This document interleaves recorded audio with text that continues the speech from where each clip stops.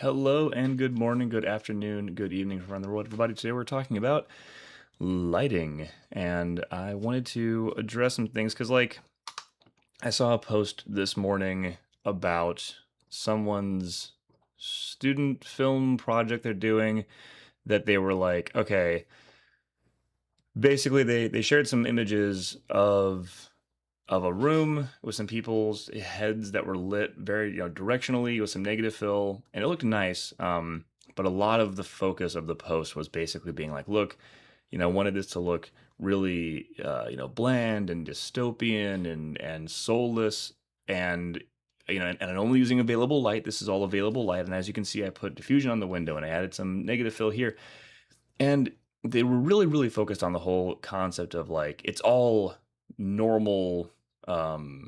Basically it's all natural light. It's all natural light. I did this with natural light, and they even added I wanted to use natural lighting instead of bringing artificial lights into the environment. And I was just like, okay, this should be this needs to be addressed because the whole concept of natural lighting as a flex is a little bit exhausting, and I think I should make a whole like edited video about this, because as soon as you add diffusion to your window and as soon as you bring a negative fill in on the opposite side, you are now artificially adjusting and changing the way that the light would have naturally played through the space. So to be like, oh, it's not artificial because I didn't bring a light into the room.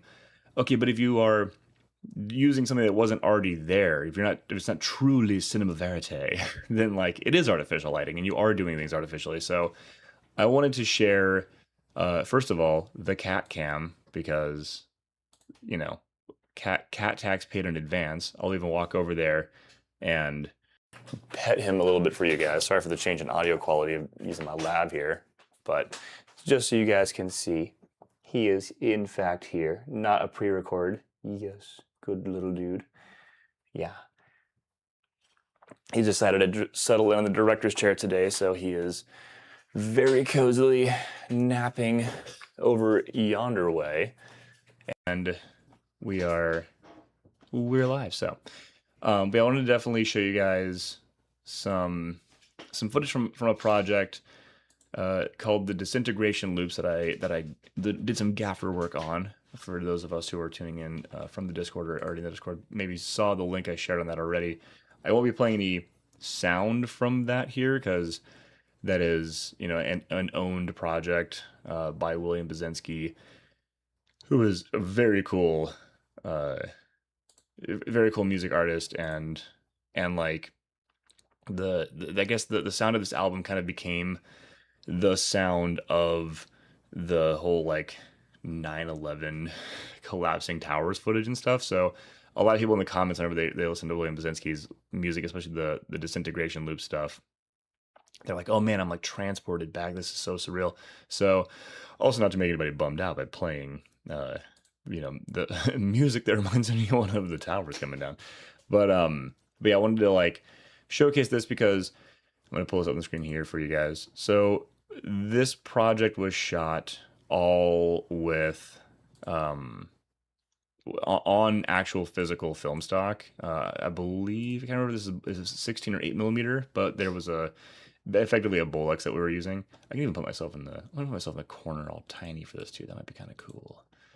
Let me, whatever. The footage is fine. You guys believe that I'm here underneath this footage. So, here we go. Okay, so basically this whole thing was shot on actual physical film with a Bolex, and even things like this little, I don't know if you guys can see my mouse on the screen here, but this little corner here where there is some light hitting from across the top here, that's the kind of light that is inspired by available light, like truly daylight shining through. But that's the kind of thing that someone might purposefully add as a little bit of like a kiss of light coming through in between some trees. And we may even use things like trees as our, as our cucullores, as our gobo to make some of these shapes and things. And then quickly scribbling through some of this stuff. So here we have this scene of William with the Mr. Basinski, with the with the daylight behind him, you know, hitting through these curtains. This is largely how the day actually looked, but because of things like having the because the sunlight will move on you, right, throughout the day, and you don't want to be just like rushing and racing around, and maybe sometimes getting a shot a little out of order is ideal. And maybe during the location scout, you saw the angle the sun was going to move, or depending on the time of the day you were there, you saw the light come through these blinds, and you're like, oh, that's so nice. And you know, and architects will build houses at certain angles so that certain rooms get different kinds of sunlight throughout the day. So obviously, you want to have things. Oh, I will make myself small on the screen. Thank you. I'll have to go. So I will go ahead and do that. You want to go ahead and have things that will actually, you know, emulate and make use of the way that the light was designed to play through the space naturally. But maybe you get there early in the morning, or maybe it's overcast and you can't get that exact thing, even though it is true to the environment.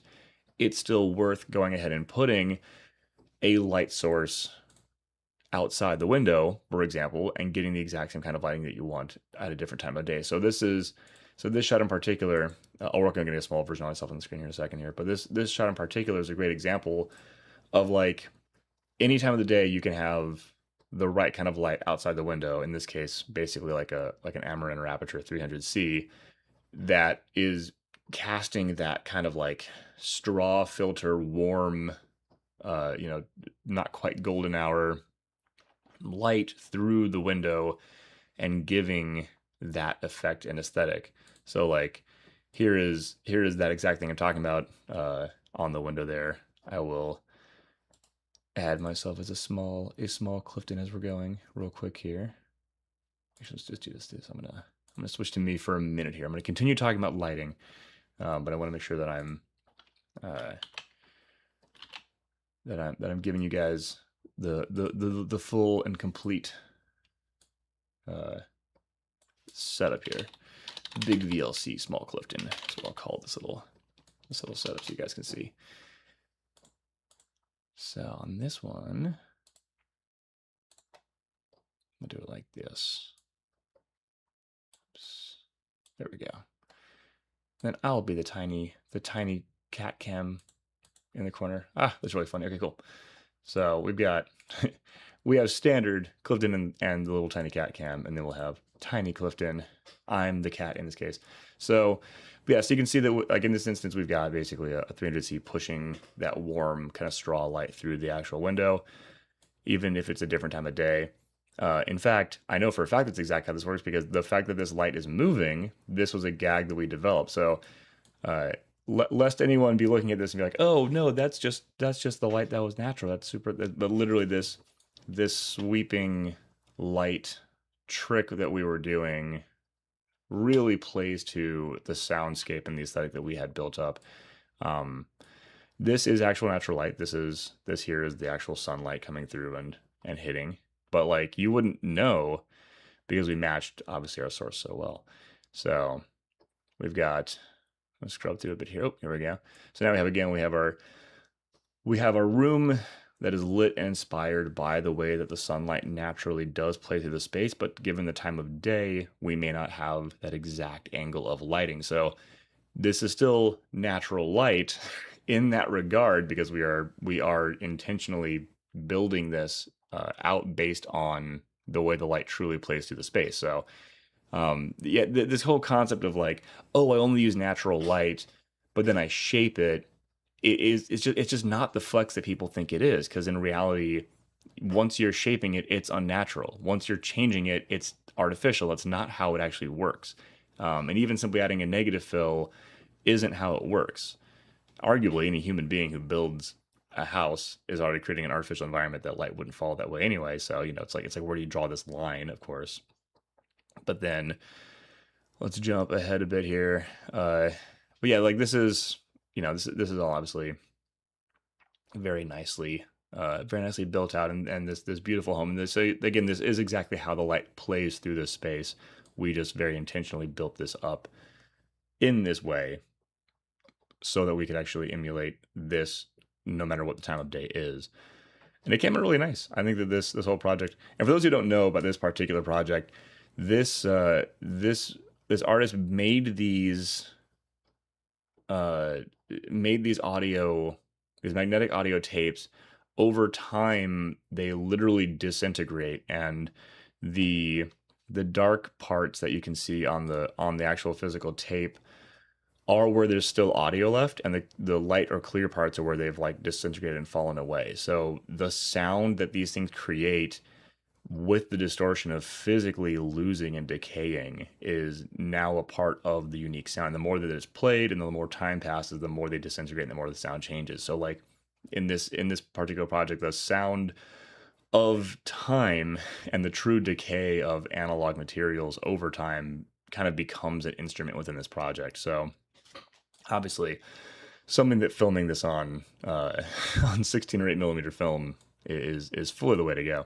But yeah, this overhead shot is super nice. Again, entirely inspired by the way the light actually plays to the space, and then because of the nature of the project being about the passage of time and the way that time affects the visuals and the audio of all of it. Basically, we have this this like moving light that is exactly the way that the light physically moves through the space, sort of as the day wears on, but we get to hear that happening sort of in real time. So this is, let me play that one shot one more time. I'll even make myself, I'll make myself not there for a second so you guys can see on the top left how the light actually plays through the space.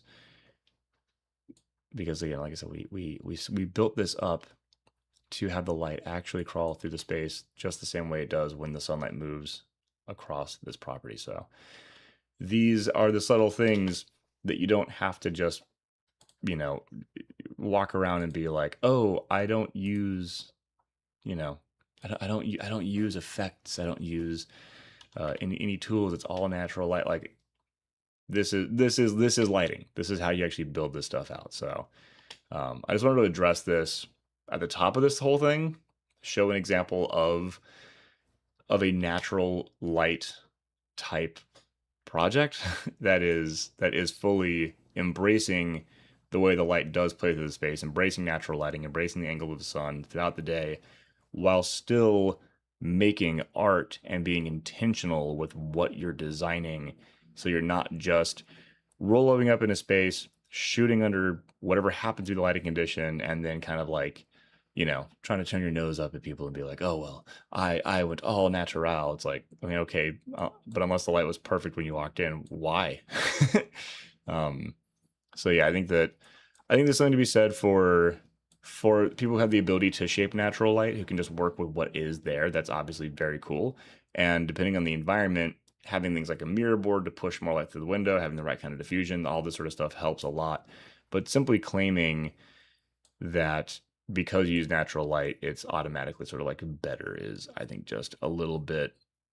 It limits your artistic, potential and growth and the direction that you could take the things that you have, and then the intentionality you could have behind your work. So, all of that being said, let's see if there's anything else in particular in here that's worth. Yeah, there's another angle of our same moving lighting gag from the time passage of the day throughout this single individual shots. And I think that pretty much takes us through. Cool. So yeah, back to what you guys undoubtedly actually came here for, which is seeing the kitten in the corner of these shots. Let me see if we've got any other stuff to kind of discuss and talk about today. But yeah, basically, like, I just wanted to take the day and sort of be available and talk to you guys about any sort of lighting things, any lighting questions. I should probably also pull up maybe Encarta is a good example too of the. I mean, there are so many lighting gags in that film in particular too, and that's all unnatural lighting because it's just tons and tons and tons of stuff built in our little garage moon base. But I feel like I talk about Ankari a lot, though. I feel like there's got to be other projects that are worth showcasing for sure. But yeah, I did. Oh, actually, you know what? I have another good one. I have another really good one. You guys will appreciate this too. I'm gonna pull up Wizard's Peak. That's another great. All I can find is the original by Lofty Coast. Wizard's Peak live. One take? No. Oh man, it's just not coming up in search. I gotta repackage this thing. Interesting.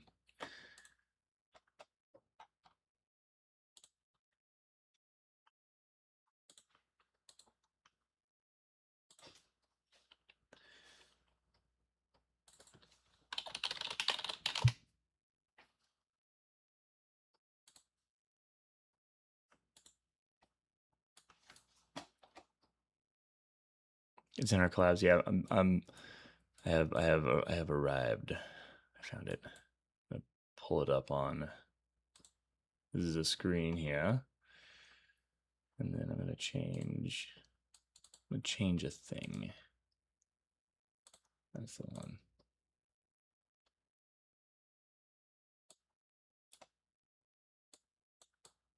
Centering it up here. Okay, there we go. So, oh, I could let the audio play on this one, but I won't. I'll just talk. It's a visual reference. So this film is the lovely, incredibly talented Brigitte Roca doing a live performance of Wizard's Peak. They did as a one take with the Pixis 6K, or no, sorry, this is the Pocket 6K, I think, on a gimbal using the real time autofocus, and this entire scene was basically filmed again emulating daylight at night from references that we captured during the day. Hey Arnold, how's it going? Welcome back. Good to see you. You made it today.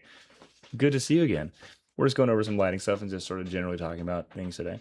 But yeah, we obviously have access to this location. We were doing some lighting tests and basically captured everything that we need to know about the space during the day when daylight was coming through, and then we were able to create this sort of idealized version of the same natural daylight look, shooting at night where we didn't have to deal with the time of day shifting throughout our shoot and causing issues with the light, the amount of light bouncing into the room changing or the angle of the light changing. So this again is the all natural light look, but recreated technically night for day, because we have this great big giant window to the left of the frame in the direction that Brigitte is facing here, and in doing that, using that window as our jumping off point, we're able to push lights through it and actually create this really nice, and you can even see it there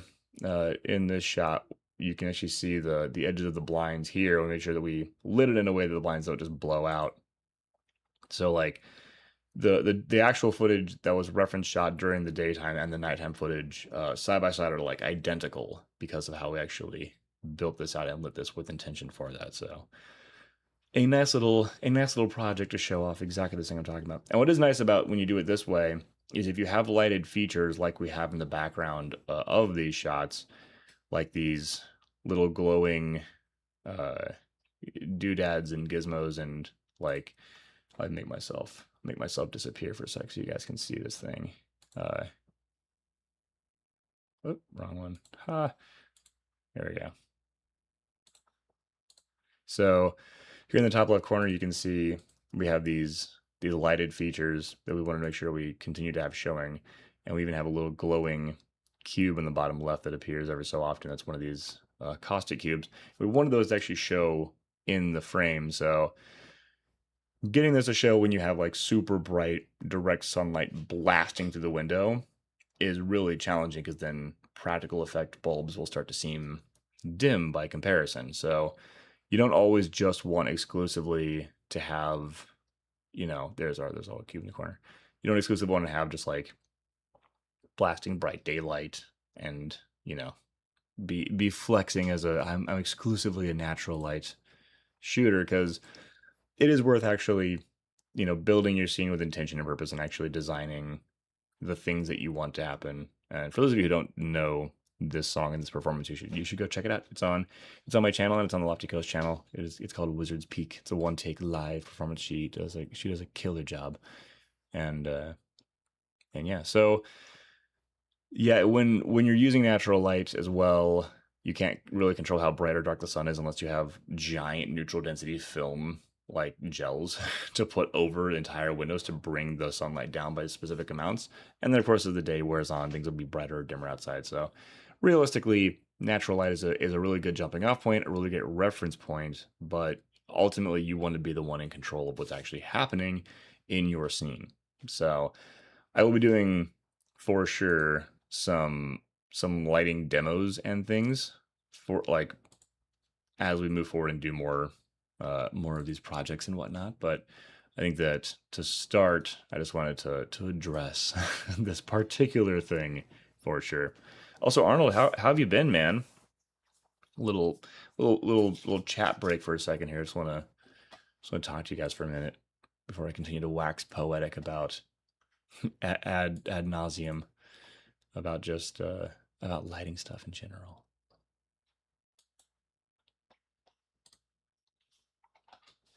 I'm also gonna grab a soda super quick so I can not be all dry mouth and parched.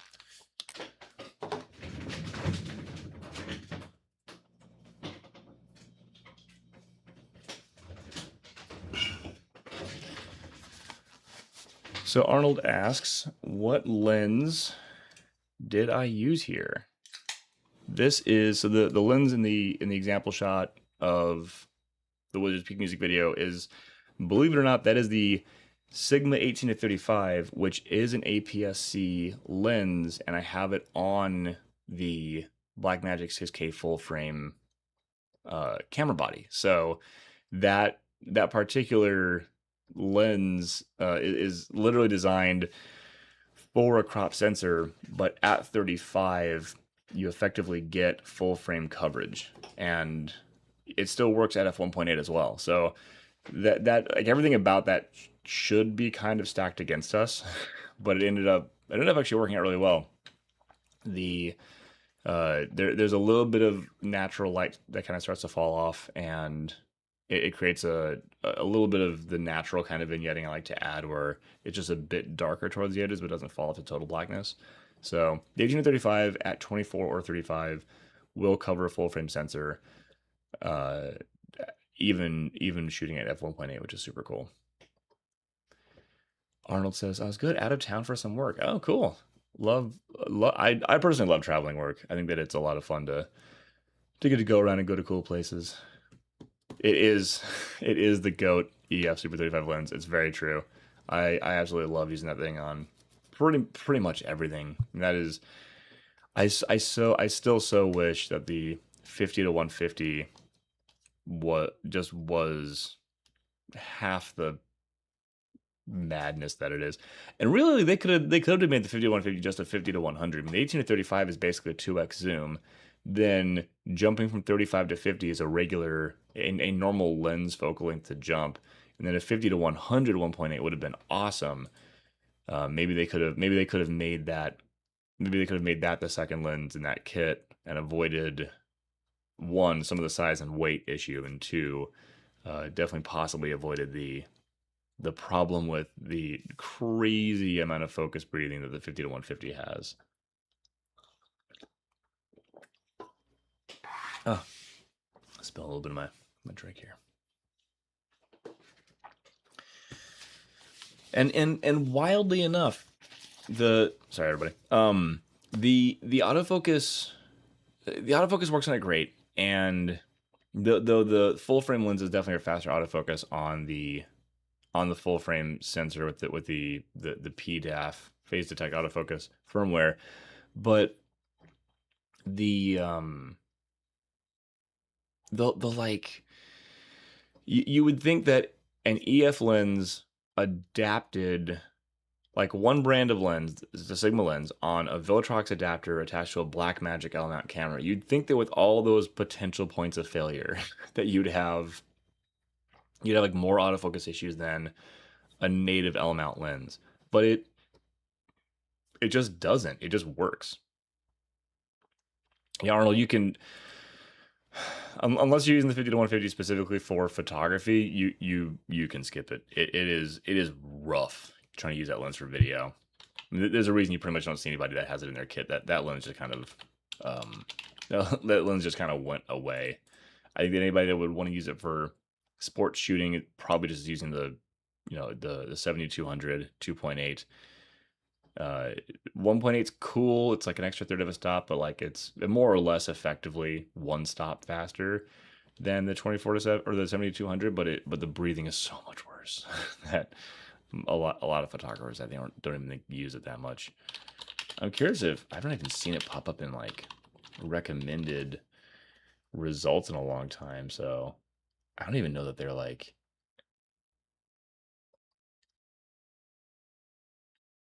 Oh, they do. They do have a 50 to 100. Am I? I'm like, I don't think I'm. Oh, okay. So they made a 50. I remember the 50 to 150, which I guess is a 2.8, and that I think was their crop sensor version of trying to do like the 50, like the 7200, which makes sense because that's about the same focal length. I remember that thing specifically, but I'm curious at the 50 to 100. I'm curious at the 50 to 100 because they did make one. I'm curious if they did resolve the focus breathing issue. Now I want to get this lens and test it. I'm super curious. Because that's a really reasonable range.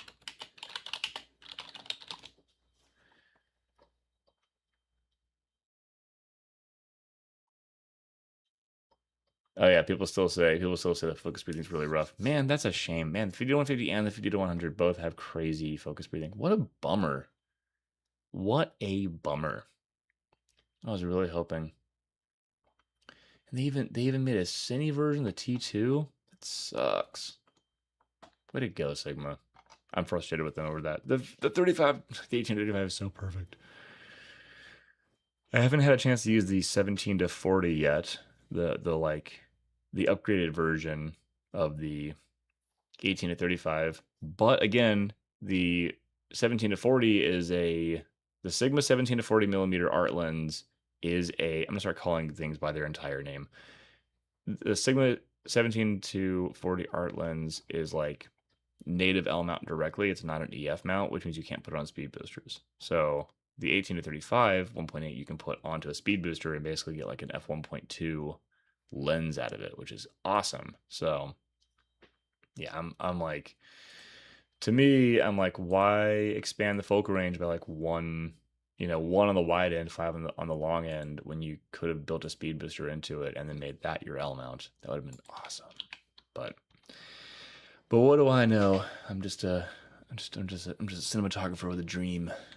Just want lenses and stuff to work. P.S. I'm very excited also to I'm excited to get into discussing the Viltrox 16 millimeter lens. Brigitte and I went out and did a bunch of testing with it, and it looks very, very cool. I shared one of the pictures in the Discord, and it looks awesome, but it has some very, very serious and very, very interesting quirks. So that's one of those lenses that I'm like, it looks good. I can show you images and video footage that is just gorgeous and phenomenal from the Viltrox 16 millimeter f1.8 L mount, but it's one of those like, hold off, don't run and go buy it until I've had a chance to actually talk you guys through it, because I think that for some people, some of the things I'm going to show are definitely going to be some like potential deal breakers, and for the people, they're going to be like, oh, okay, no, I know how to work around that, and then they'll be hyped on it. All in all, it's a lens worth having. I'm not going to like send it back, and I will definitely be using it and I have a prospective trip overseas that I'll be using it for covering the travel and potential vlogging and stuff. So I am hyped on it in general. I don't want anyone to feel like misled by being like, it's awesome, go buy it, and then be like, oh no, it doesn't work quite like we had dreamed it would. So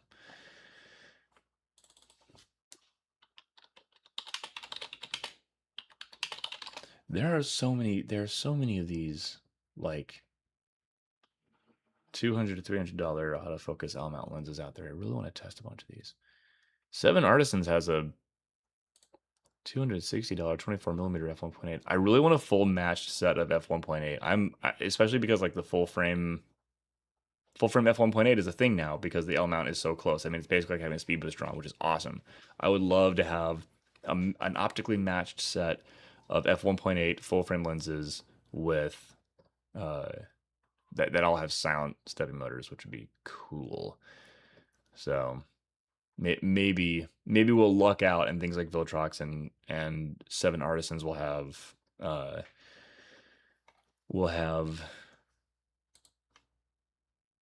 similar optics. That'll be super cool. My best, Arnold asks, what is your best budget recommendation for an L mount lens for the full frame 6K? My question in response to that is zoom lens or prime, because I can find you one for sure. Also, when you say budget, do you mean like $500? Do you mean like $1,000? Because for some people, like a really good $1,000 lens, that's a zoom lens, like that's like a whole kit in one. That's a good budget lens. Other people, because some people are like, oh yeah, lenses cost $2,000. Other people are like, budget means $100. So first question, obviously, is like, what do you need a zoom? Do you need a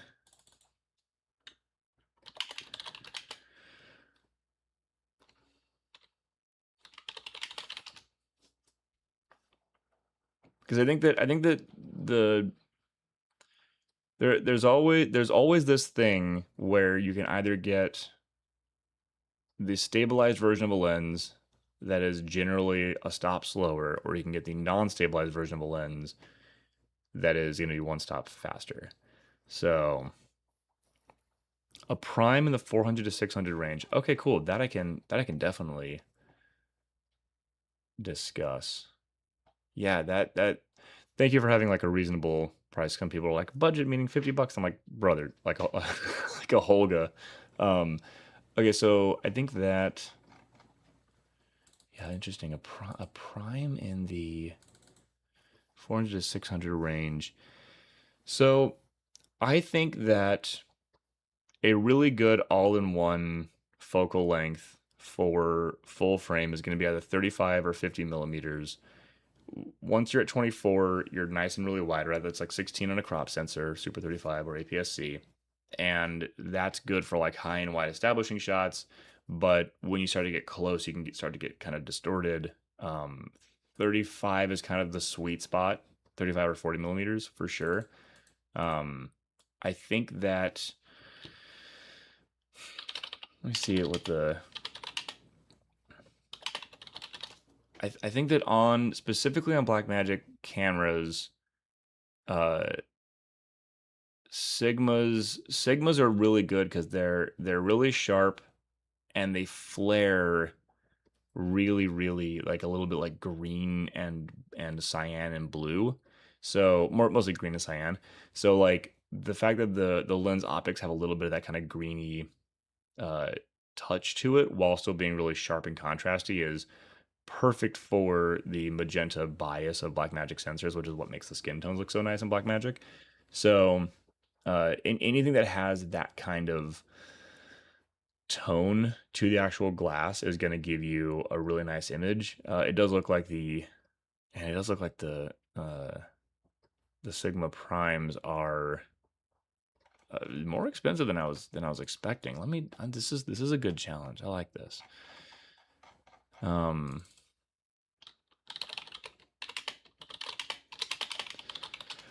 I'm also finding I like how new is the L mount? Because I feel like it's so hit or miss. It's not like trying to find EF glass or even E mount. Like there's a ton of E mount stuff now, but the L mount lenses, it just seem to be like really random in terms of what coverage is going on for them.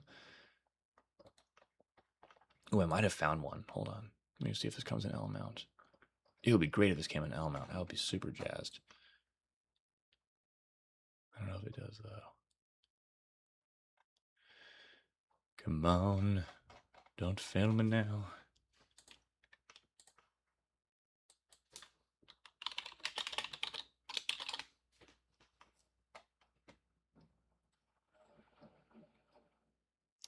Dang it. I found a lens I thought that would be really good. Rokinon has these really cool. I'm a massive fan of the Rokinon zines specifically. I had the VDSLR, Rokinon like Cine DS whatever lenses that were all like EF mount, and those worked great. And they, but they're a little bit like mushy, wide open. But then the zines came out not just with the better housings, but more coatings, so they actually have less of the weird issues, which go away on the classic Rokinons when you stop down to like whatever, um, like I don't know, 4 or 5.6.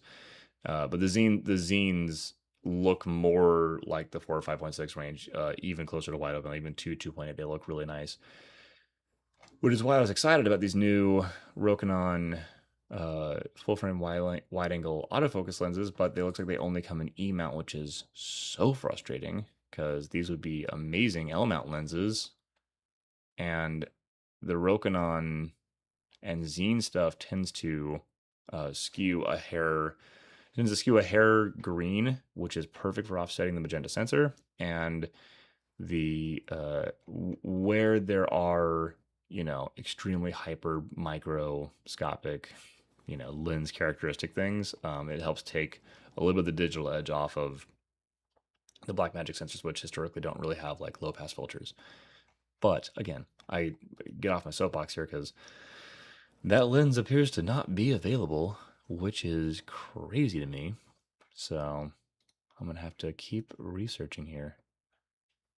Man, you got me on a rabbit hole here. This is wild. A bunch of lenses I just would have thought would for sure exist in L mount don't. And I want to find you really killer prime in like the 35 to 50 range.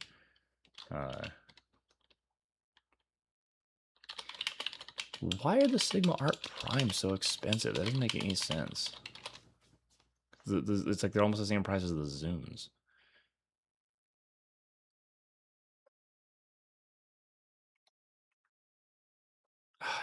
I so wish the 17 to 40 was a full frame lens, but again, that's also just like the price is too high. And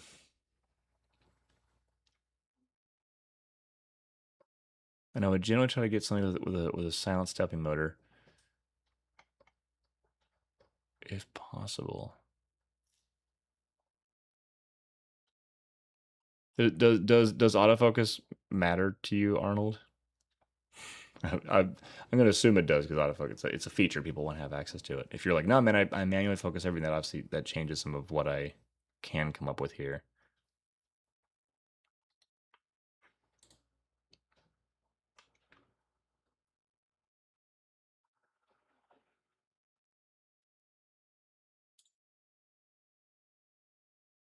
This isn't.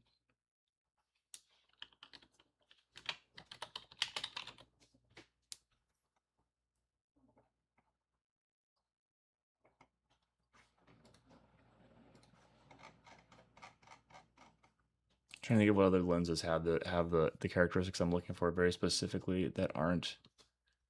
I said Rokinon Sigmas look so good on these particular bodies.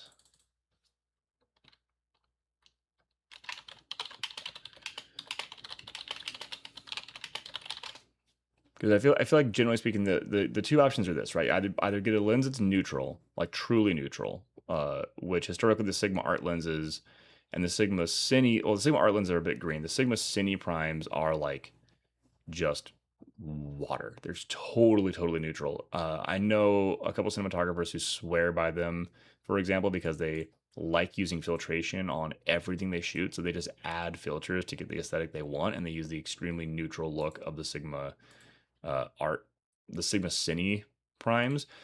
But uh, either that or using, uh, like I said, a lens that skews a little bit green or cyan is great because it neutralizes on the sensor well. If you get anything that is in the kind of like warm, vintagey kind of I guess like, I kind of like a Canon K35s and stuff, those will really start to push things in a way that become more frustrating to do. Darren Visuals asks, what would your approach be to lighting a project to be delivered in black and white? Ooh, this is a great question. I love this. So when shooting for, I'll circle back around, Arnold. I'm still gonna keep trying to find your lens for you while we're on the stream today. And if I have to message you directly later, I will, because I want to know. I want to find an answer for this. Um, so a virtual lighting project to be delivered in black and white.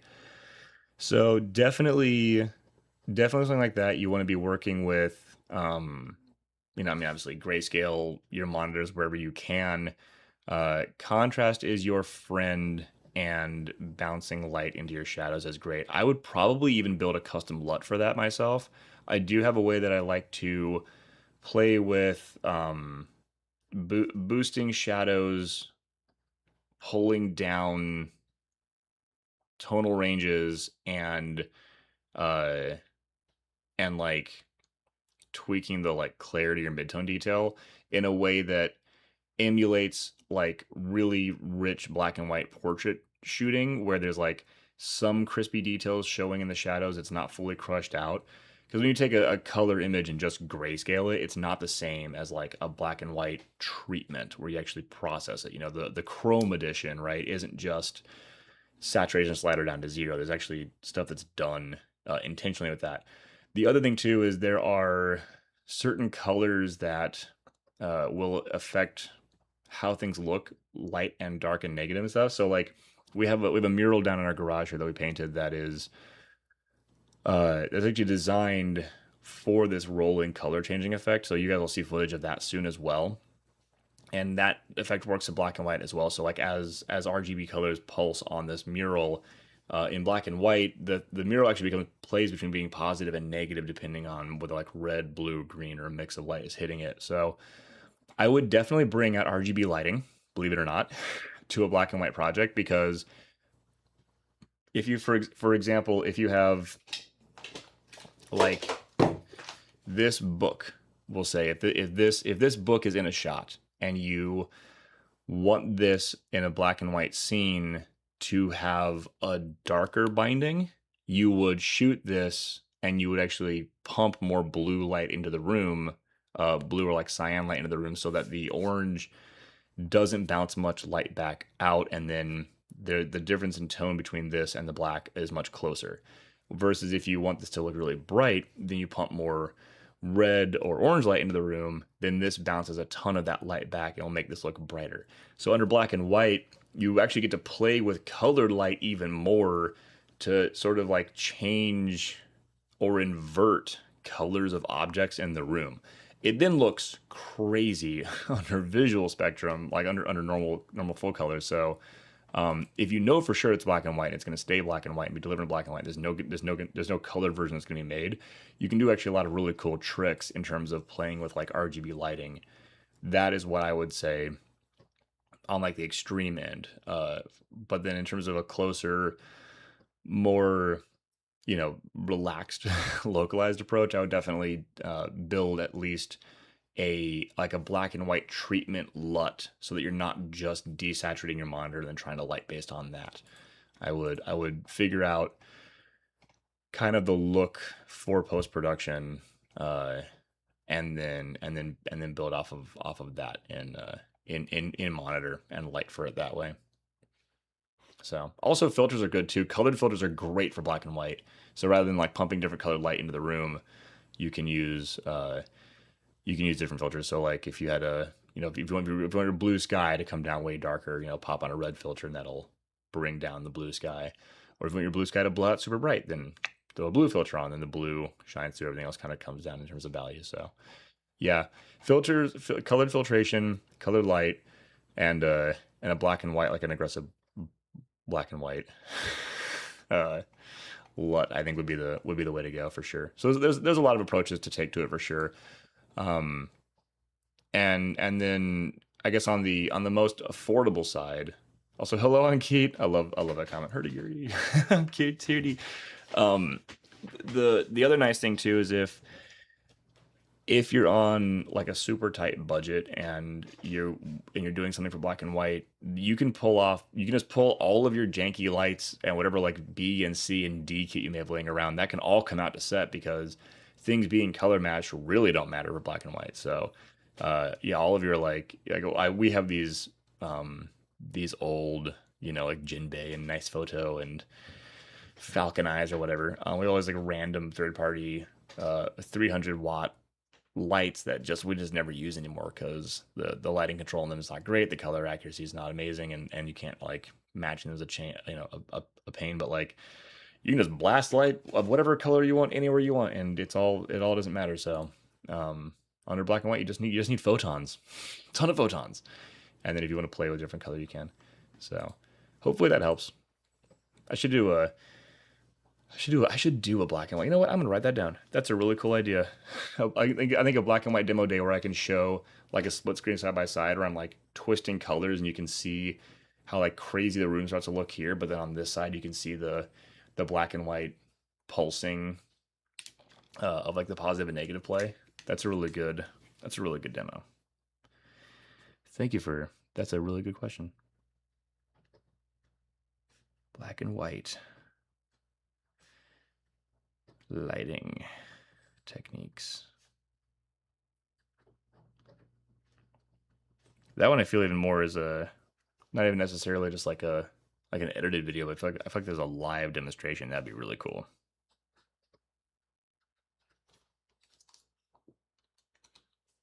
Also on Keat, because you're here. So some full screen cat cam for you. He is passed out as always, but now on the director's chair. I wonder if I can even just cast shadows on him. Can't quite. I can't quite reach that. Whatever. You guys know I'm in the room. You believe that? Oh, cool. Yeah. You're most welcome. Darren. I'm excited to see what you come up with the RGB lighting tests. Ankit says, editing a corporate video with a 60-second countdown. Oh man, still having issues with the 60-second countdown. That's super frustrating, man. I'm sorry. That's yes, the gray card spam. There he is.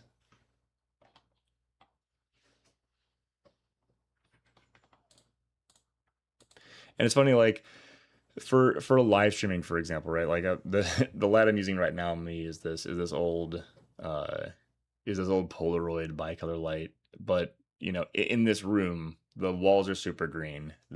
I've got the green LED cactus behind me. There's nothing in here where the color balance has to be like perfect, and there's no sunlight coming into the window. So if this light's a little bit yellow, right, me adding a little bit of pink to the frame isn't going to mess anything up in terms of this room. Or if this light's a little bit pink, right, me adding a little bit of green in the frame isn't going to mess anything up in the room. So like there's better lighting I could be doing for the streams. Even this like rim light on me is just some random like old actually hilarious. I think that might even be a Voltrox light up there. But yeah, for this stuff, just the down and dirty, super quick color grade not color grade, but color for streams. Like this is fine for this. I wouldn't use any of these on like an actual production, and I will be at some point, busting out some decent stuff. DeBlock Visuals says, how did you first start to learn lighting? Okay. Any good books or videos you recommend for improving lighting skills? Also, what's good, bro? I'm glad I could catch a stream. Yeah, thanks for coming. Thanks for being here on the actual stream, DeBlock.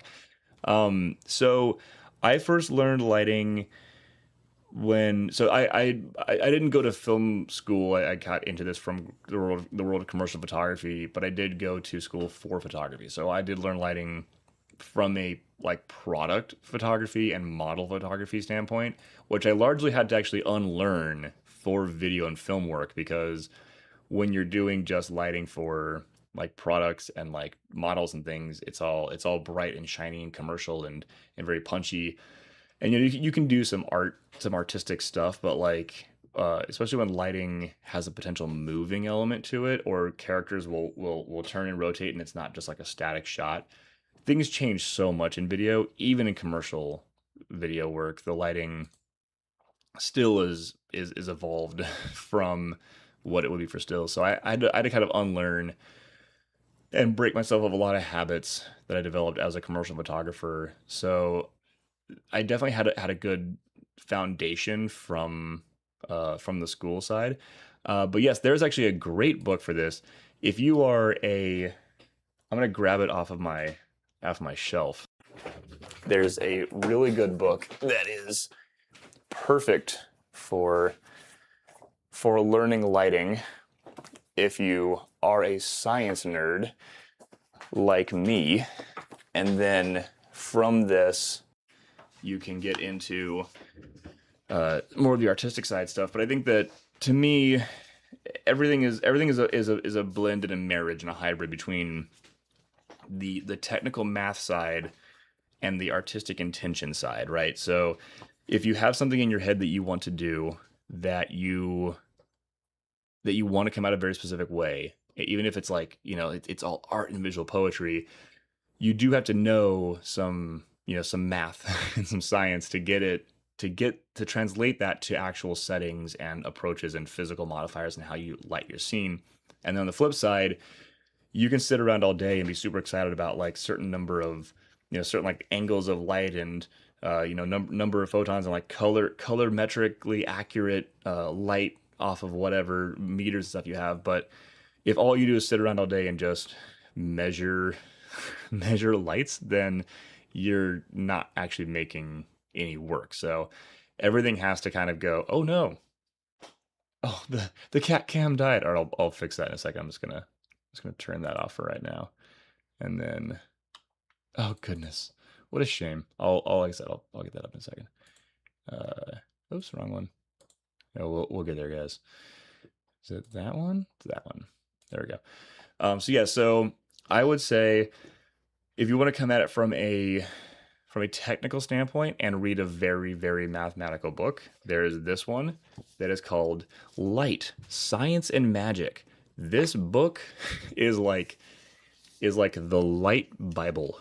My professor in college had this gag where whenever he would reference anything that was in this book, he would be like, okay, let's all turn to Light, Science and Magic, and he would name the sections and the pages like he was, like John, 7:32 or whatever. He'd be like, let's all turn to, this and this, and he would, yeah. So this is fully, yeah. Greg, I saw bring Brad Mike, yeah. This is definitely the book. This is the book to learn the technical side of lighting. It will go into everything about the. I mean, literally this one random page where I've got a little figurine lit in two different directions. It talks about the science and perception of light a lot, and in this instance, it literally says like, the shadow helps the brain perceive depth, but in this case, the shadow is obtrusive. So like, it always reminds you like you're using light to create a perception of 3D space, but it's literally not 3D space because it's a flat image that's been translated by like a cyclops that is the camera. And then you're always remembering that kind of thing. You're just like, oh, I see. And then here, yeah, with the small light above the subject, the shadow is small enough to be less obtrusive, and gives a box on the ground on which to sit. However, the shadow is now too hard, and it like just, we're a little. And then here's a diagram of how to set up a little light sweep, and then a final image showing you a top-down light with a fill that comes from a place that it doesn't create this raking shadow across the way that's also distracting as another object in the frame, but still gives you directionality and whatnot. This thing is great. once you read this thing and like really grok it, I hate that that word was taken by the website, um, or that whatever that robot. I love the word grok from the actual science fiction book it's from, but the concept of angles of incidence and the family of angles, that alone, in terms of understanding reflections and where they come from, that alone is so massive. And once you understand how that works, you can actually look at quite literally any photograph of any human being, and you can reverse engineer the entire room's lighting by looking at the reflections in their eyes. So, like, whenever someone shows me like a portrait that's like a really nice close portrait of like a beautiful model doing something, and they're like looking at the lens, and they're like, "How'd they even light this room?" And I'm like, "Oh, the octagon softbox that's here. They have a bounce card here. They have a negative fill here." And they're like, "How can you tell all those things?" I'm like, "No, it's exactly these things that are exactly this size because I can see the shape of the light in the eye, and based on where it's falling on the face and how diffused and large the actual light source is, an octagon softbox that's this big in the eye has to be this distance from the person to still cast this light shape and be that size in the eye. So I'm like, I know that this person's using like a 30-inch softbox versus like a 60-inch octagon bank. And so, yeah, it's like for me, it's become second nature because I do this so much and I reverse engineer lighting so much. But this is where that starts, is is starting with the nerd book, and then just doing demos all day. But yeah, yeah. Um, can I leave a list of books on Discord? Yeah, absolutely, absolutely. Yes, I will. I will do that for sure. That's a good question, and also thank you for the reminder and the tie-in. I'm gonna go ahead and pop a fresh invite, uh, for any lurkers or new people who aren't in the Discord yet. Um, for anybody who wants to come and join the Discord, they're welcome to do that. To block visuals, if you're not already in there, feel free to hop in as well. I'm gonna do I'm gonna go ahead and make a list of things over there that everybody can get into. I think I'm gonna make a maybe under info. I'll make a new channel called uh, tools resources books. How's that? And then I'll make a list of stuff in there. That'll be really good. Because it also I grabbed this just in case as well. This is the starting point. So learning DaVinci Resolve is good in general, and there are DaVinci Resolve books, and I'm also going through the DaVinci Resolve sort of training right now, and we'll be sharing with you guys my knowledge of that program. But this is the color grading version of Light Science and Magic. This is like the de facto color grading education book that literally every industry pro recommended when I was first getting into this industry and doing this stuff. So it's literally called the Color Correction Handbook. So I'll link that as well. But those two books, if you lock and load Light Science and Magic and you understand the Color Correction Handbook, and these things probably exist as PDFs as well. Light Science and Magic would work more as a PDF. Color Correction Handbook actually comes with the disc is gone now, but actually comes with a physical disc if you manage to get a physical copy that has footage files on it that you can drag into Resolve and then like follow along with what it's telling you to do and actually adjust the sliders and see how to like one of my favorite examples in that is I don't know if I'm gonna leaf to it, but there's an example of a scene where it was filmed like a drone shot in fall time, and so all the leaves on all the trees in this like big shot of all this foliage, all the leaves are all these different colors, and it's like, okay, so here's the project. Your client wants this to look like it's summertime, not fall, and so how do you adjust the colors globally so that all of the leaves are green across all of the foliage without making it look like you've turned the sky green too. And so that's like one example. They show you how to do that with sliders and things, and like how to do color isolation. Which through that, between Light Science Magic and Color Correction Handbook, isolated color adjustments is actually how I built the blacklight gag in Ontario. That's how I like knew to do the thing with shooting under blue light, not purple, because purple light doesn't pick up well on sensors, and actual black light's even harder for sensors to see. And then using yellow yellow markers instead of white, because white markers would just turn blue also, but yellow markers will retain their color under blue light. So it could be like phosphorescent, like light reactive markers, like glowing bright yellow with blue light on them. And since those were opposites in the color wheel, I was able to move the blue light to purple on the color wheel so that it looks like black light but isn't underexposed, and then desaturate the yellows to create the like white marker text that is part of the disappearing, reappearing ink stuff. Oh yeah, definitely worth having. Let me put some links. Let me put some links for you guys.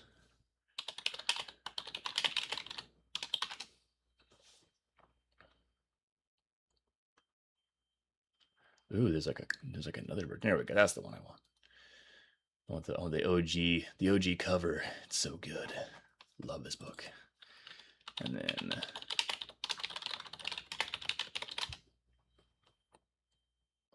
color correction handbook. Oh no, they no longer selling physical copies of this? Well, either way, I'll still at least share a link so you guys can. Oh no, they are. The paperback edition of this book specifically is the one that comes with the physical disc, and I like having paper. I like having paper books. I think it's nice to have. Pop into Discord here. Okay, so this one is.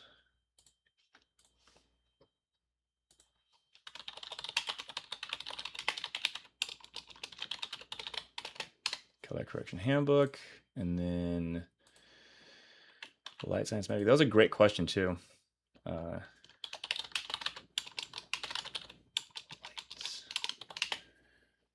Science and magic.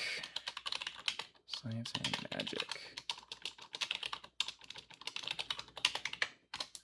Yeah, and part of what I like too about these in particular is that they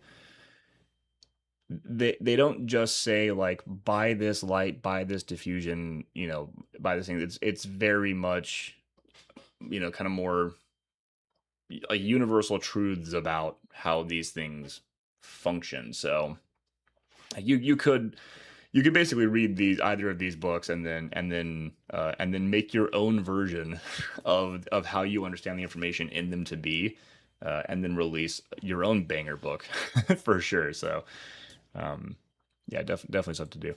I'm trying to think if there's any other cool books over there, because this is a great. Yeah, I feel like how I do the thing where when people ask me like what I'm always open about my, and I'll search. I got a whole, I kind of a gruff voice thing going on here.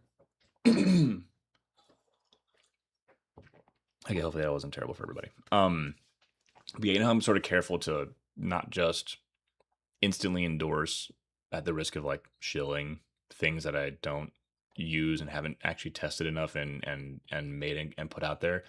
Same reason why I don't do like the second a new camera drops, like within 4 days of it coming out, I'm like, the ultimate rig for the Nikon ZR, the only cage system and side handles you'll ever need for the FX2. Like, I don't think until you've done a documentary, until you've done a commercial, until you've done a music video, like I don't think until you've done sort of the core 5 kinds of projects with a new camera and had to re-rig it for each of those different projects that you can possibly make a statement or a claim that you have like the ultimate everything rig build with like universal switchability for a camera that you just there's no way within 72 hours of this camera coming out that you've been on 5 different sets and used them. You used the camera in all these ways and figured all this stuff out. So yeah, that's like the ultimate rig videos that come out like the moment the camera drops kind of drive me up the wall, because it's just there's just no way you can know the caveats until you actually do it, because sometimes you build those rigs out, you buy that stuff that's being recommended, and then like you go to flip the monitor out of the back of the camera and it like hits the edge of the cage, and you're like, oh, this particular cage doesn't let the monitor work this way, or like, oh, the monitor, when you try to flip it around, it doesn't just flip around then flip over. It halfway flip it out, finish flipping it over, then flip it out. Like, it's the kind of stuff that needs to be mentioned. So uh circling back, that is the reason why, like, these are the two books that I'm very openly like, these are the books. There are other books I'm working through and reading, but I don't want to dump more references on you guys until I verify that, like, they're good, you know. So everything else is just, you know, ideas and things I have floating around in my head, or techniques and ways that I've overcome different obstacles over the years. Uh, yeah, To Block Visual says this is exactly the problem. Yeah, To Block Visual says I keep getting recommended videos like the only lens you'll ever need, and then it's a sponsored video. Yeah, yeah, that's the problem. Uh, the only way to rig the Pocket 6K Pro checks. Yeah. So I know that slows my growth because I'm not the most uh you know, hype guy ever trying to get you to buy some random thing that just came into my inbox with an affiliate offer. But it's more important to me that you guys can take the things that I tell you about, or like, I'll answer your questions or do some research for you, and then when you go and use those things, you continue to, you know, gain value from that information.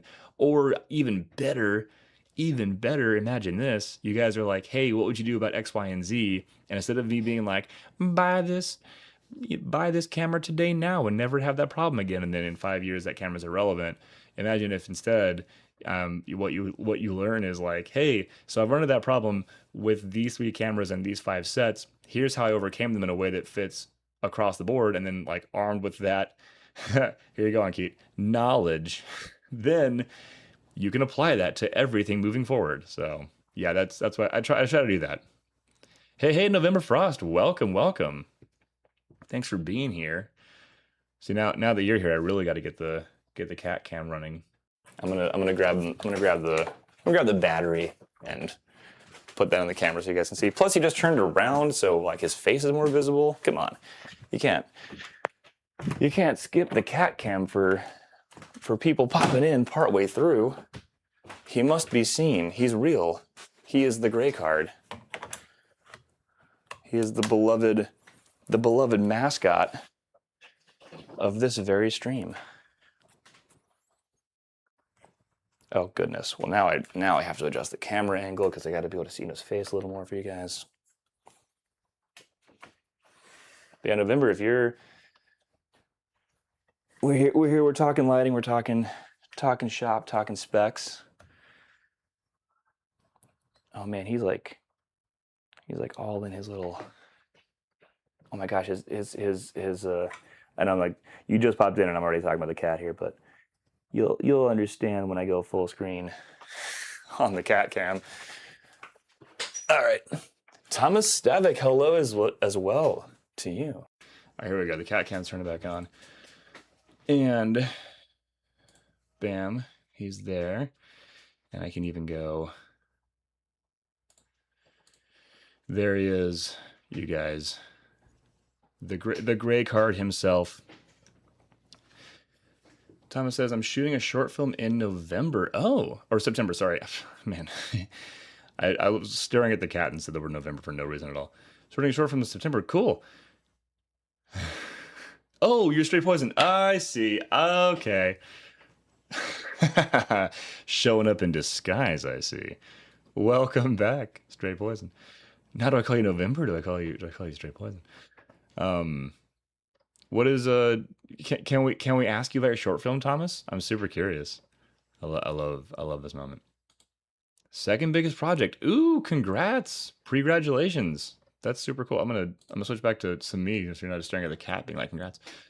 Yeah, that's awesome. What is the I mean, obviously, you know, it's a short film. You can't talk about too much, but any cool stuff you got going on for any gags you're excited about? Can you share what camera you're working with?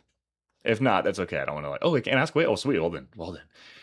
Yeah. What's the plan? Strovember Frozen. Yeah, what's the you guys doing some you guys going full frame, you doing E&G style, you doing uh you going all natural light, you building out scenes, you building sets, you going to locations. Did you manage to get the people with the money to agree to anamorphics? That's always I'm always like, can we shoot anamorphic, please? They're like, no. And then sometimes I convince them, which is fun. But but yeah, I'm curious. And also, do you know the length of it too? That's what I'm always curious too about is like short films can be sometimes uh they can sometimes be a lot, depending on the length. Mostly natural light, small budget. And it actually has a budget. That's nice. Nice. Oh, that's gonna be great. That is gonna be that is gonna be a lot of fun. Are you? Hmm. I'm like, I get so invested. I get so invested in this. Sort of someone's like, I have a scrappy project. I'm like, oh, I want to know. Sub 15 minutes. Okay, cool, cool. Sometimes I ask someone's like, oh, it's a 28-minute short film, and I'm like, man, a film. I personally think every film should just be as long as it needs to be, right? So if it's going to be a 28-minute short film, I'm down for that. I always see people being like, oh, dang it, I wish this was a feature film, or why isn't this instead a 10-minute short? Sean, awesome. So Thomas shot his last film on the Remus 45 and the Lumix S5, and now is using the S5 II. The S5 II, that shoots externally to USB-C, right? If I recall correctly, I think that's the camera I keep referencing when I keep telling people about this thing. I think it does. S5 is underrated. It's a good camera.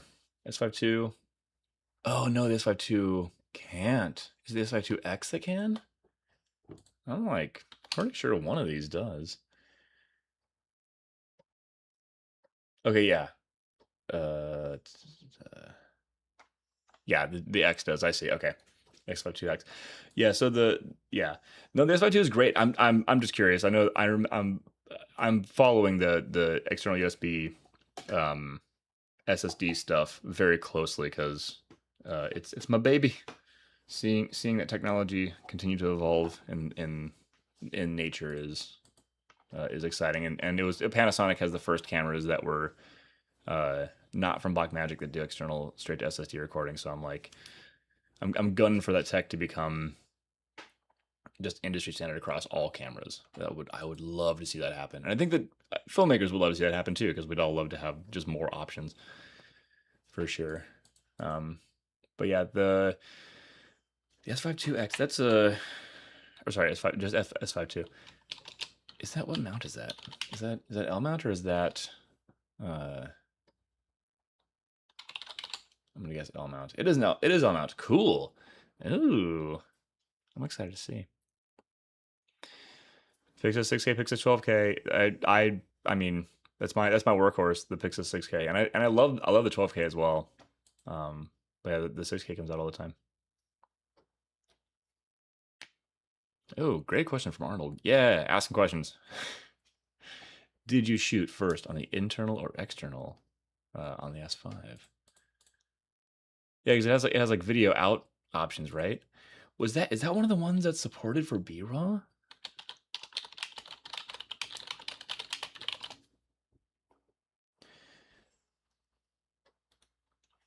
Oh my gosh, I think it might be.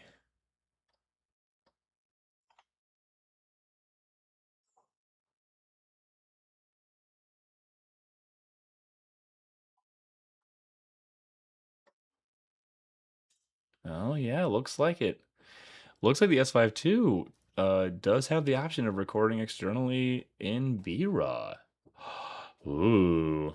Well, now I really want this project to go well and for you to do that and for me to like talk to you about it afterwards or during.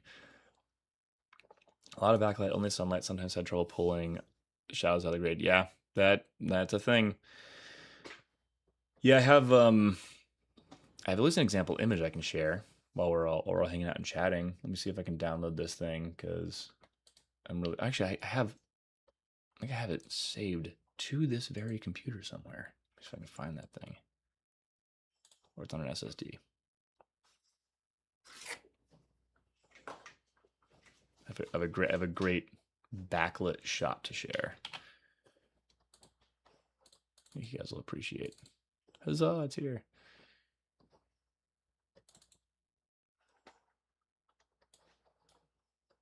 That one? Or was it the other one? I guess the TIFF on the JPEG. Yeah, perfect. Okay, I'm gonna share this. I'm gonna share this image with you guys. Going to add source. I'm gonna add an image.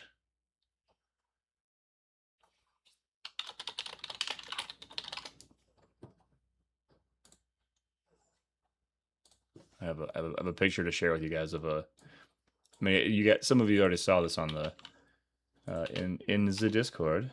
Oh yeah, speaking of which, Thomas, if you're not a part of it, I'm gonna invite you to it because I feel like you're gonna be a cool person to sort of stay in touch with. I'm gonna send you a link to the Discord here. If you would like to join our little community, our growing little community, I have a Discord link for you there.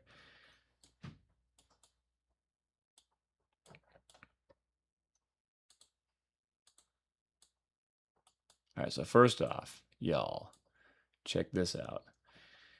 Let's put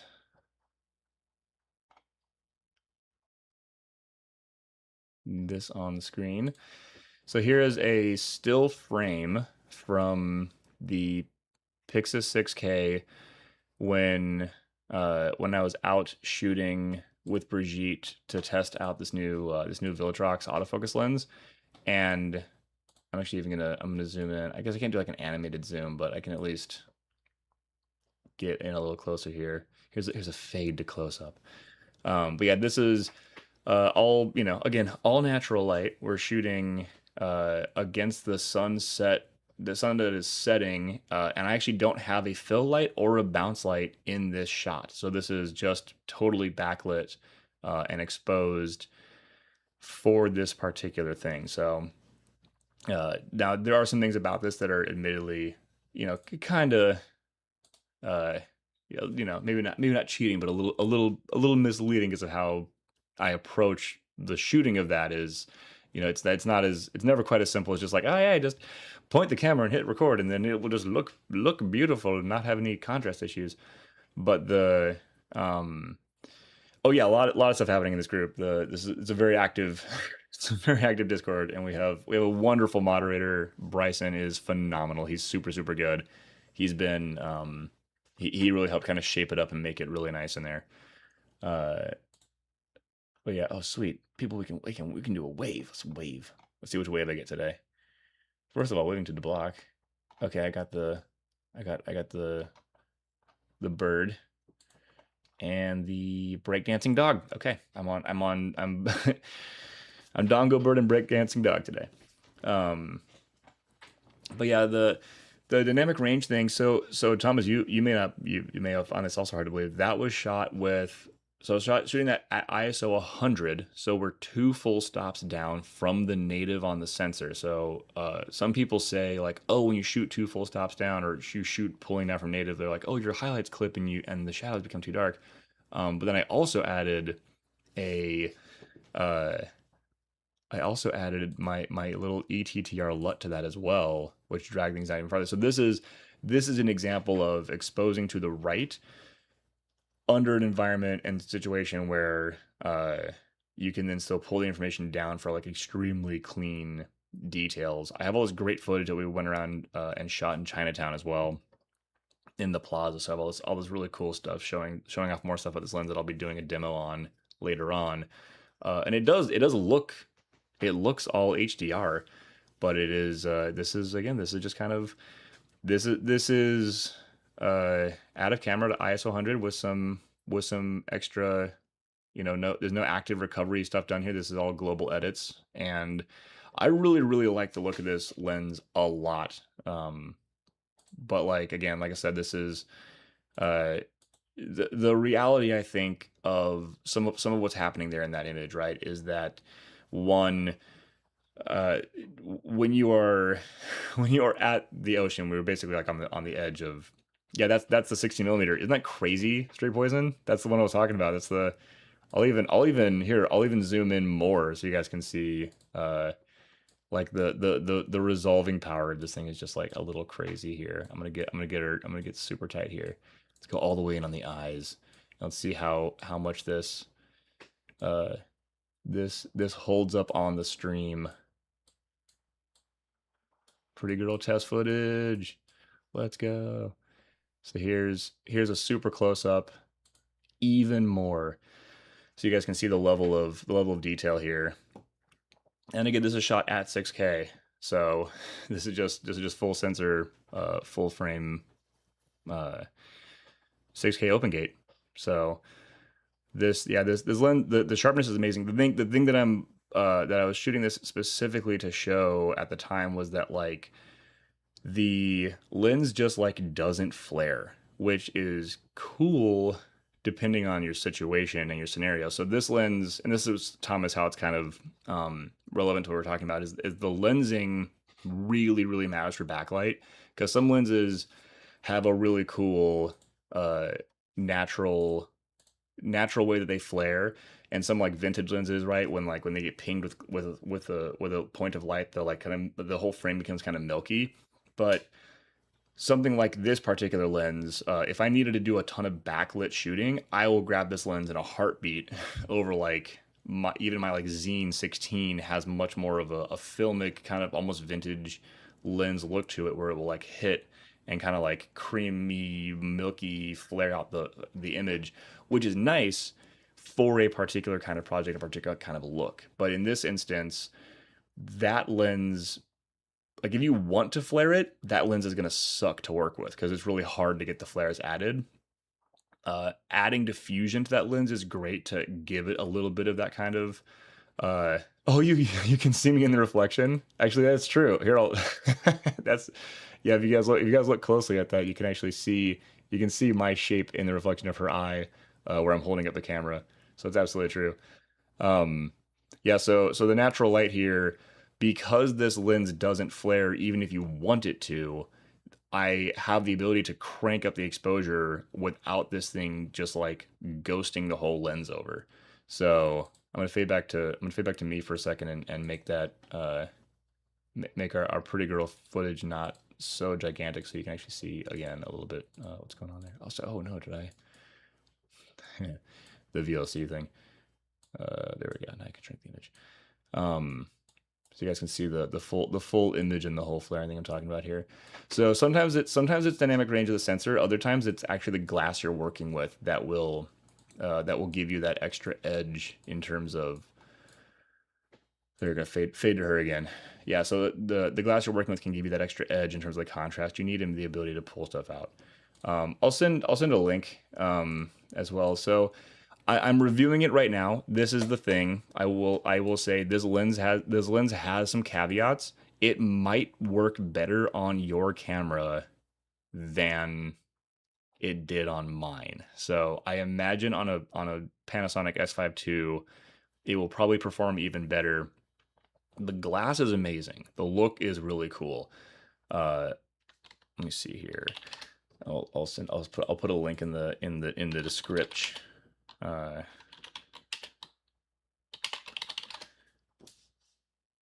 Yep, this guy. Sweet. Yeah, for anyone who's interested. 1, 2, 3, come on, link. There we go. It is the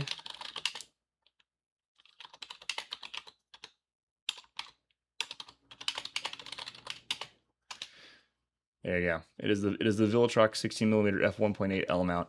It's an autofocus lens. It's fully digitally controlled, so you don't have actual physical connected gears because the silent stepping motor is like the focus by wire system that has to be controlled by a computer. So if you try to put this on a camera that doesn't have full digital control, it just won't work. So that is why having this is one of those things that's like, okay, native veil mount, you really got to embrace that whole system, and it's really built for autofocus with the silent motor, and the motor is dead silent. So again, all that being said, I'm I'm working on I'm working on putting together a demo to talk about some of the caveats about it and some of the ways that it's a little bit like finicky in the digital control on my camera. But if you are like, hey man, that's a good price. The image quality is phenomenal. It's super sharp. It doesn't flare, which is great for backlight shooting. It's wide as hell, and it's fast. I mean, f1.8, like in terms of just the glass, highly recommend. Highly recommend. I would be very curious about how it performs in terms of its autofocus speed and the control over the aperture and stuff, because it's the when I change the aperture on my on my Blackmagic cameras, the speed at which the aperture tightens down after I adjust the ring is so slow. I thought it didn't have aperture control. That is how slowly it changes the aperture. It was actually in a testing environment later where I like turned it, kind of forgot, got distracted, and then looked back and saw that the image was changing. I was like, oh my gosh, it actually does have control. But wow, it is basically like saying, hey, uh, like asking someone nearby to adjust your aperture and then like going to like grab a coffee and coming back and being like, oh, okay, the aperture's ready for me. So I imagine it's faster in other lenses. I haven't read other people complain, or other camera bodies. I haven't read people complaining about that as a particular issue, but that's like one of the biggest caveats I will be covering in my demo on this thing, is that like for Blackmagic shooters specifically, the speed at which the aperture changes when you change the aperture, it is something that you're going to want to like set with intention before you're shooting your whole scene. You're not gonna like while you're doing stuff like ride the aperture. So, um, do I have a favorite focal length to shoot with for different types of projects? I do. Thank you for asking that. That's a great question as well. Also, I'm 1 minute late. Yeah, do with the happy 1 2 3 4 everybody.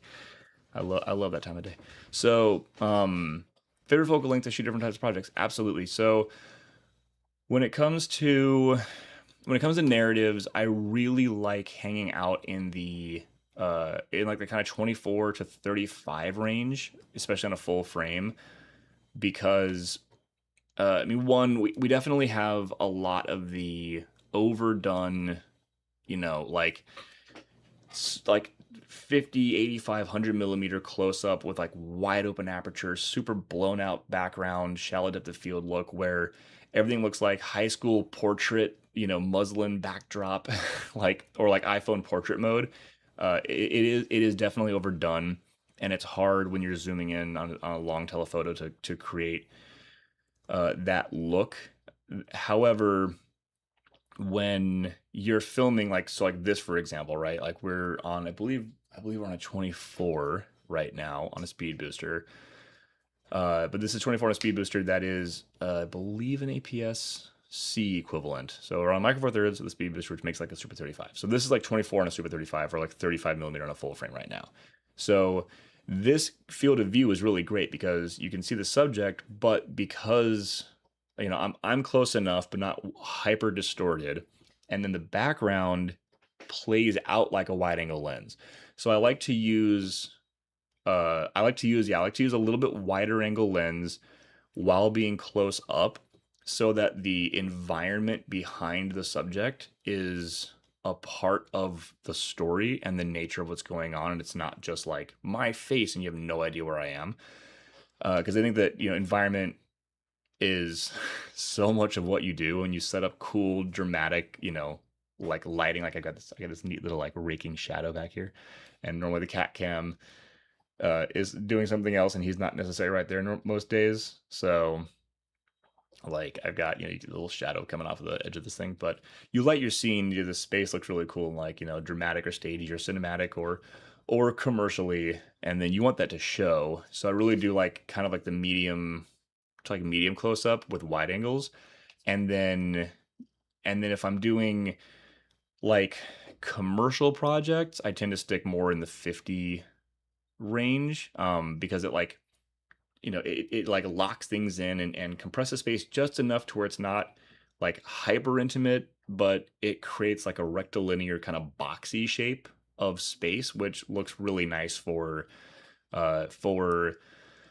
you know, like using the frame like a design element in terms of placing like a person here and then like a text box will be here, but if the text box and the information and the graphics that are going to go in the commercial are here, and then like you got this wide angle look where you got tons of stuff going on, that text box becomes like hard to recognize. So I do a lot of commercial work at kind of the 50, we'll say all three lens it, right? So I do a lot of commercial work in the 35 to 85 range. I do a lot of narrative work in the 24, 35, 50 range. And then of course, your specialty high and wides with the 16, or you want to make the inside of a small space look larger, right? 16 is great for that. Or if you want to do the thing where like space is really compressed, and I really love the look of like standing way far away and then being in like a 100, 135, or even like 200 millimeters if you have the extra space for it, and like getting a full body shot with like the world compressed right up against the person, even though you're full body shot, but you have to be like across the street for that. That's a really cool look. But again, like I said, the long in beyond 85 is very much a stylistic look, or the wide angle end wider than 25, especially in the full frame, is very stylistic. So yeah, I guess that's my answer. Narrative versus whatever. And then commercials, I'm not talking about commercials, music videos, it's like all bets are off. Do whatever you want, get weird, uh, for sure. Okay, so I'm answering more questions here, or statements here. So Thomas says, I know what you mean. I'm, however, a little tired of films with the wide angle being pushed into people's faces, but 24 to 35 is versatile, and not too wide. Yeah, so the joke I always tell about that, Thomas, is I always refer to as the Terry Gilliam look, because he's always like 18 millimeter wide angle, like right up in your grill, like it's like such a crazy look and aesthetic. uh also the movie Matilda was largely shot that way, like all the footage of grown-ups, they look extra crazy because they're like super close with a really wide angle look. So yeah, I'm the footage of the that example of Brigitte is that was such a challenge to shoot, because getting really close to her, I mean, that 16 millimeter has a minimum focus distance of like a few inches. It's very close. You can get dangerously close to somebody, but like, but yeah, but then it looks so bizarre. Also, yeah, James Gunn's Superman, also very good point. Yeah, that like what that like this flying shot. Um, yeah, I don't know why it was like make people who are flying make them look like a water drop shape in the frame for whatever reason. So yeah, I think that the trick is, the letting your wide show the room, and then positioning your talent in a way that doesn't give you that like goofy, like Terry Gilliam slash you know Tim Burton's Batman look. uh Again, for like Terry Gilliam doing like, you know whatever the dystopian things that he does, and that close up wide angle look works for his projects, but it's not like a given that just everyone should be doing with everything by any stretch of the imagination. So um I really, like I said, I like kind of finding that sweet spot between a few things. I do love seeing the room, as in the environment, but at the same time I think that uh when you shoot wide angle, it's so easy to accidentally get way more in focus than you want, and then you lose subject isolation completely. And so, when you do that, it's hard. And having something like this Viltrox I just shared, like that's a 16 millimeters is the kind of lens where like even at 2.8, so much is in focus automatically that having something like a 1.8 gets you a little more of that shallow depth field, so you can still have some subject isolation even though you're like hyper wide, for sure. Akira Kurosawa, oh yeah, I need to binge Kurosawa films. Brigitte and I need to just sit down and do a fresh Kurosawa, uh start to finish session. I wish that like, uh, whatever. I wish sometimes I could just like be on the stream and watch a movie with you guys. I wish I could just play a movie and watch it with you guys and be be engaged, and then every so often, pause. Like if everyone votes to pause and talk, like be able to like, okay, let's pause the film and talk for a minute. But unfortunately, YouTube will shut me down very quickly if I start to do that. At one point, I tested it. I actually um, I put on my Jurassic Park VHS tape in my CRT TV that has the little VCR built into the bottom of it, and I like played that videotaping it with one of these like caustic bulb things behind it, and like I like fed the degraded RCA audio into the camera, so it was like the proper like texture and sound. But then um, but then it was like within like I think by opening credit sequence by the time that the Velociraptor was making noises, YouTube was like, "Warning! This has been seen as like this is copyrighted material streaming," and then like within by the time that he was like, shoot her," already it was like, okay, you're gonna get a strike, you need to stop, and I was like, oh dang it. But yeah, honestly, that's a good idea. Yeah, honestly, you know what? That's a good idea. I think that doing some Discord watch parties would be great. Um, and that could even be, that might be a good idea. Um, I'm always trying to figure out what you know. This is building organically. That's a super good idea. Discord watch parties are a good idea. Anki definitely found the solution. I think it's a really good idea, and probably to one avoid anyone. Uh, there are enemies everywhere, right? To avoid anyone popping in and being like, "Wait a minute, what are you doing in here? You're not supposed to do this." And to just to like maybe uh, give some extra value to the people keeping the light on and the great card fed. Maybe that'll be our first little like special members pocket thing we'll do where we allow people to hang and do a watch party, the monthly watch party thing. Maybe we'll do monthly. Maybe we'll do a once a month watch party for members. I think that could work. That'd be nice. Film club, yeah, let's do that. That'll be a yeah. I'll take a vote to that. Clifton Reacts channel. Yeah, that's a cool idea. I like it. We should start doing that. Maybe we'll kick that off. Maybe before the end of July, we can kick that off. That'll be fun. The resident critic. Yeah, we had some people over, uh, and and we were just like, and artists hang. We're just sort of talking about like our lives and whatever with everything going on, and uh, and we were talking about doing like a potential cinematographer reacts type thing, like a project, and they were like, "Oh yeah, no, we'd love to see you talk about whatever." And then by the end of the evening, they were just like, "Can we all just like sit down and watch a movie?" And like Clifton's like free to pause it, and talk about it. And we watched Edge of Tomorrow, and like for the what was supposed to be like this hour and a half movie, it was like 4 hours of me pausing, me like, okay, look, we're like 30 seconds in, and we just had like clearly an anamorphic shot switch to an obviously spherical shot, and like they even did the thing where they like owned the moment with the anamorphic by pinging the lens, and then they like the spherical shot is pretending to be anamorphic, but like whatever, and they're like, how can you tell that? And then I was like, oh yeah, it's because this is how the space plays, and this only works this way in an anamorphic, which is adding crop bars here, and like this shot where they're zooming on the helicopter can only be done with like there are only a handful of lenses in the world that can do that particular zoom in that environment. So uh, yeah, so I would be very happy to do that. And of course, while I'm doing that, since I'm in that headspace, I always discover things that I didn't even realize on other viewings. I'm just like, oh my gosh, they're hiding a light there, but the color balance on the light is all off. They could have put a warm gel on that, and it would have been less distracting. And people are like, what? And I'm like, yeah, you look at the wood right here, and the way it's like they're clearly trying to like kick a little light in here. Someone hastily made a decision that like they didn't color correct this. So hashtag release the Clifton Reacts. That's a great idea.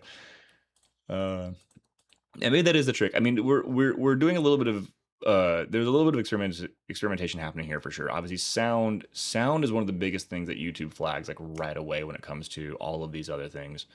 Um, And I think that when I'm showing footage, we'll see when this gets finished whether or not the William Basinski thing, because he's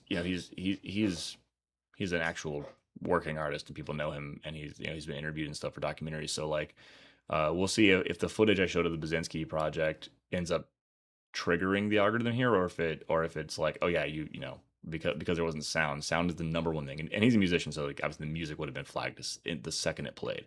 So we'll see if that footage you know fails us. But if not, then like honestly, maybe we can start doing that where maybe I can start grabbing some little pieces from that, and maybe you guys get to see be there for the watch party in the long version and the long version. Um, but yeah, let's see here. Thomas says my short film is available to watch on YouTube, so very legal and free to watch and react to. Honestly, Thomas, if you, I would be.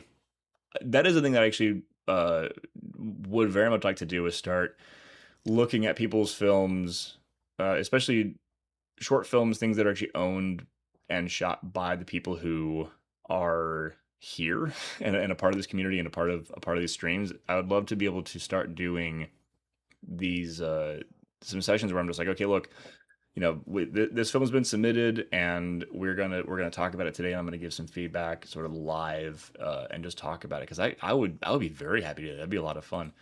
And it doesn't always have to be, but by default, it would not be like a roast, unless you're very specifically like, I love it. This is my, this is my masochistic desire is to be just shredded. In which case, sure, I could do it, because there's no perfect film. There's always something you can be like, what is this? But I'd be very happy to at least be like, hey, here's some, here are the things that work. Here's some constructive, feedback. Here are I really love the moment where I'm looking at something and I'm like, based on what I'm seeing here, it seems like maybe you were struggling with this on the day, and then people are like, I did have that problem. How can you tell? And I'm like, oh, this is my second rodeo. I've run into that problem before. Um, so yeah. Yeah, I would love. So yeah, cool. This is great. I love the positive, all the positive feedback and stuff. Yeah, then let's I don't know how to I guess see, this is how the channels are increased and formed within the Discord server, because I think that maybe because it's got to be these in terms of scaling as this thing grows. I'm always kind of like, oh, just shoot me a DM, but then I'm like, wait, we're already approaching 30 people. I can't have like 30 DMs whenever I mention something already. And as this thing grows, having this be, again, it's you guys, it's community. I'm here to interface with everybody. So maybe I'll make a channel somewhere in this server that's like film submissions for review, and then I'll I'll I'll, I'll either cherry pick, or I'll take it to a vote and be like, hey guys, I'm gonna do one of these three. What does everybody think, or whatever? We'll see how it goes. But yeah, I'd love to do it. That'd be super fun. Film review, Film review Fridays or something. Demo Wednesdays. AMA Mondays. I don't know. We'll figure out a cadence for it. Uh, that sounds super fun. That's nice. Thanks for mentioning that. Also, Thomas, while you're in here, because I believe you joined, right, the Discord. Go ahead and if you have a moment, films, videos, music under sharing, caring. Oh, you're already sharing stuff. Look at you go. You also not your first rodeo in anything. Ooh, this will be fun. I'm gonna give that a watch and a react soon.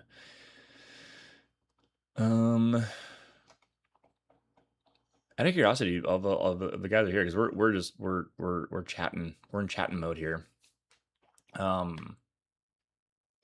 What is everyone's like? Oh, actually, you know what? I can make this a poll. I keep forgetting I have tools. I have tools at my disposal. I'm gonna make this a poll here. Everybody can answer, engage with a poll. Let's see here. Favorite. I'm gonna say favorite film genre to study.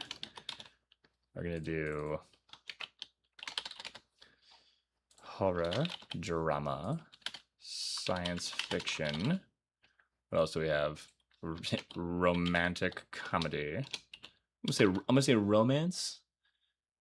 Oh, I can't add more than I can only add 4. I can't have more. I can't have more than 4 things in my polls. Dang, I can only have a poll of 4 things. All right, for the sake of this, there's only horror, drama, science fiction, and rom-com slash other. You know what? I'm gonna say rom-com slash. I'll say comedy slash other. Slash other.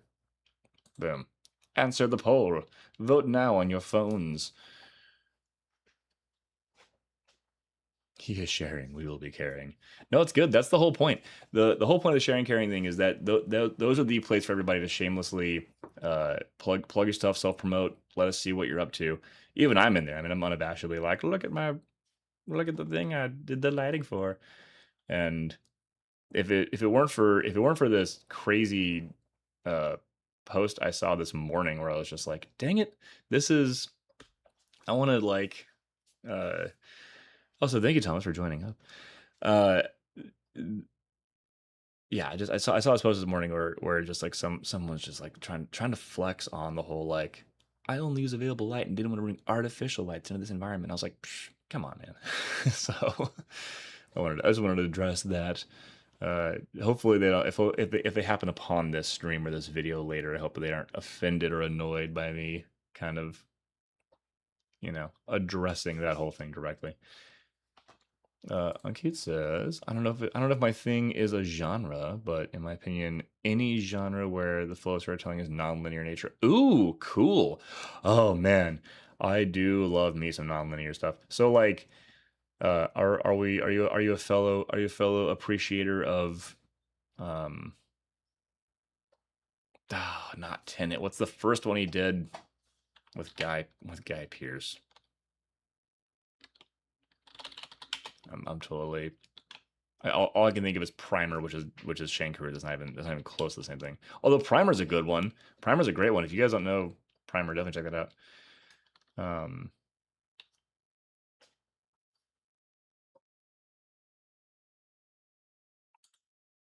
Few actions to fix in the Discord community. Oh, we got nice split between horror and science fiction. Y'all are great. Yes, Memento. Thank you, Ankit. My googling was cut short. Inception's great too. I didn't see Following. I need to see Following. That's on my list of things. Straight Poison says Cliff got the inside scoop, but them YouTube tools. But forgets to use them every time. It's true. few action flicks in our Discord community. Oh, add action. Oh yeah, I'm gonna add action. Okay, I'm gonna adjust that. I'm gonna end the poll. We're dropping drama. We're gonna switch it. Ending the poll. New one. Just gonna repoll everyone. Here we go. So horror, science fiction, and action. Action's probably better. It's more interesting looking. I'm gonna say comedy slash other. Okay, then I won't end this poll early. Let's let this run again for you guys. Primary is phenomenal. It's so good. Oh man, I will say I think that's so cool. You guys are in the same boat. Yeah, the sci-fi and horror stuff because like, it's my favorite stuff to shoot. Every time someone's like, "What's your favorite thing to shoot?" I'm like, "Oh, sci-fi and horror, hands down." I love it because I'm also a big practical effects guy. So practical effects, lighting gags, build a physical set, have a dude in a rubber suit that's like chasing someone through the woods, just like anything you get in front of the camera, and those two are where it's at for that, for sure. Following is about Following is 70 minutes long. That's like a full on film. That's not like a it's like a short precursor to the bigger thing. That's cool. That's awesome. I'm gonna make a note on my I'm gonna make a note here to add the thing to Discord later. All right, let's see here. Add to Discord. Film submissions.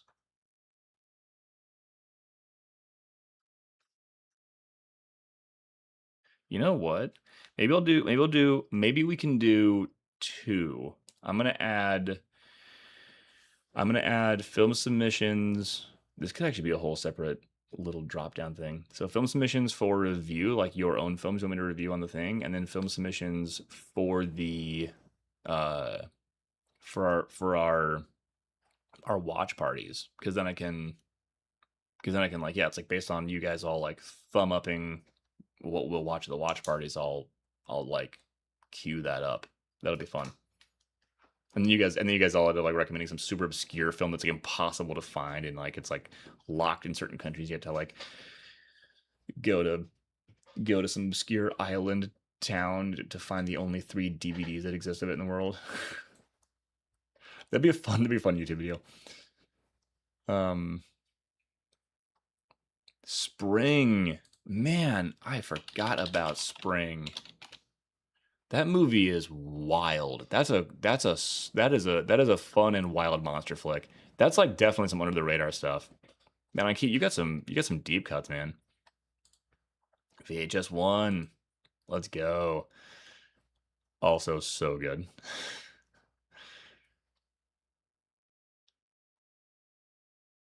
This is great. This will be a good excuse to get my horror fix in. Man, how how does the algorithm know? I'm moving to we've officially moved as of this week to 3 streams a week, 2 hours each instead of an hour every day. So I'm technically giving you guys more of my time, but I have a little bit of time to sleep and prep. And then here we are 9 minutes out from the end of our stream, and YouTube's like, here's some more people, which is great because the more the merrier. This is making me watching this little like people joining over time is making me want to do the thing people talk about where they're like, I'm doing a 8 hour marathon stream. Like, oh, but maybe that's the trick. Um, Best Before Sunrise. Oh, Nosferatu. I need to see the new Nosferatu. I saw, of course, I've seen the original, the OG. The Northman was solid too. Very visually, very good, very intense. The Northman was a great visual reference for sure. Um, yeah. Oh yeah. Oh, so good stuff. This is great. Also a great way to like force me to watch some things that are, things go on the list. Life is busy. Sometimes I don't catch things. I've kind of uh I try not to get just 100% in the uh watch every single Oscar nom all the time. If you work in film and you only have time for a few movies each year, you could save it for the Oscar noms, but then you miss a lot of great stuff. D'Angelo, Sater, great, glad to be here. First time too. Welcome, welcome. Well, and the Nathan M channel, awesome, man. Great chat popping in towards the end here. Did we ever find out what was on that person's arm in the thumbnail? Arm in the thumbnail. In the William Basinski's arm? Let me see. I'm curious. I'm curious. What is on his arm? This is just I mean, he wears a lot of jewelry and stuff, and he might have tattoos.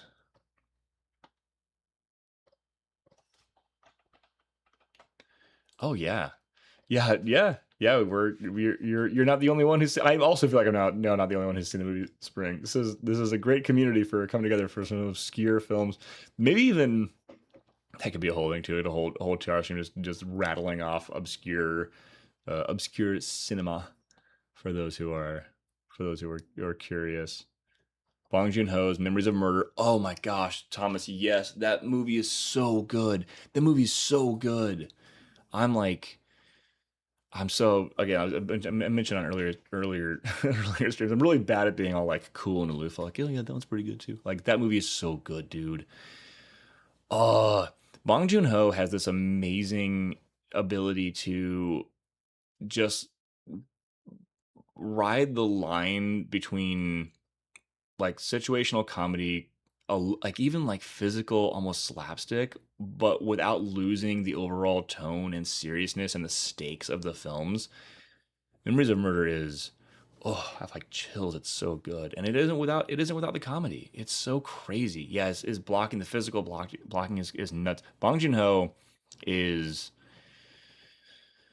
man, what a director to study. Seriously, here from Jamaica. That's awesome. Well, let me hold on. Okay. This is another good opportunity. We're doing the thing. Fresh. fresh invite to the Discord server for everyone who is up in here new. This is becoming quite the international community that we're all building here. This is we've got people all over the place. I think at this point we have almost every time zone covered. And we have northern, southern hemispheres and everything. But yeah, feel free to join if you'd like to. We have it's a bunch of just we're creatives and filmmakers, and we help each other out with stuff. And there are places to seek feedback, places to share your stuff. What's up, DeBlock? Welcome. Yeah. So this is great. Benson and Moorhead. Yes. What else have we got going here? Oh, I should start. I'm gonna start the time. I'm gonna start the countdown, y'all. I'm doing the thing. I know I said 2 hours, but I'm also gonna give I'm gonna give an extra like 15 minutes just so that the people who have joined, because I know we had at least one person join in today. But I'm gonna have this in 5 minutes. Boom. Okay, countdown begun. 5 minutes from now. Whoever's we're gonna it's gonna be a little members only thing for a minute, because I promised 2 hours, but I'm gonna give a little bit of extra time just to geek with the homies for a minute after, and then other than that, obviously we all chat in the Discord and stuff. So fair warning. Technically, I probably should just be like, in 2 hours I'm out. I got things to do, but I can't stop giving you guys a little bit more of my time. I like to just hang out and do this stuff. More cat tax. I'm gonna pay some more cat tax for everybody. Full cat fade. Behold, the little sleeping guy. I'm gonna see if I can do a. I'm gonna see if he'll accept a little snoot boop, or if this is gonna be considered a crime. He's like spilling off of this chair. Hi, buddy. You sleeping? Yeah. Oh wow. Okay. Yeah. Okay. All right. I'll let you keep sleeping. The people love you, by the way. Little Mr. Grey Card. Big fur ball. Very much that. There we go. Back to Clifton. Youngins had a half day. Ooh, snap. Man, the half day. It's so funny. Look, it's so fun being an adult now and looking back and being like, man, those very days it was just like, we're out early, yeah, time to go home and like rage. And then as you're like, oh, as a parent, you're like, or an adult who is dealing with children, you're like, no, go play outside.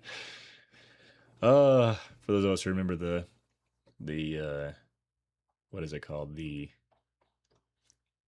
days of the porch light. The porch light comes on, you come home. Other than that, go play on the train tracks, whatever, we don't care. A different time than now. One of my favorite jokes too is always like people being like, all the every year with the Halloween candies thing, people are like, be careful, someone may have put a full RCA dome and 2 football teams in your kid's candy. Make sure you look out for complete sword collection.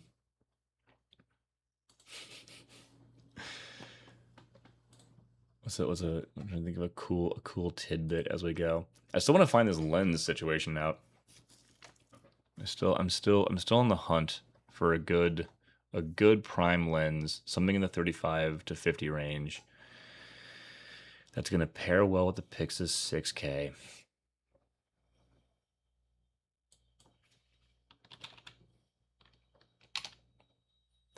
Man. Honestly, it might be this one. Just because I have been okay, so I don't have a good one that's like I'm officially doing this here. This is my based on previous experience with the brand and lens image neutrality. So I wanted to officially at least do that during this countdown here. I wanted to officially at least be like, look, I've technically answered the question I got distracted from earlier. Fair caveat and warning here. That is not me saying like that's guaranteed the all-in-one best lens possible for L mount. I just know that my experience with the Sirui lenses is that they historically have been very neutral in their look, and I think that this falls within the price range described, and it is within the thing. So yeah, the Sigma 35. But is it within that price range though? I think it's too much. Yeah, see that's the thing is that was my first thought too, was the 35 millimeter. Although I'm looking at the f1.4. I'm curious, is the f2 within the price range? Oh, see, no, it's still too much. I'm staying in the 500 600 range. So yeah, I think I'm gonna have to. That's gonna be the one. And we're moving over. Did I time that right? We'll see. I think I did.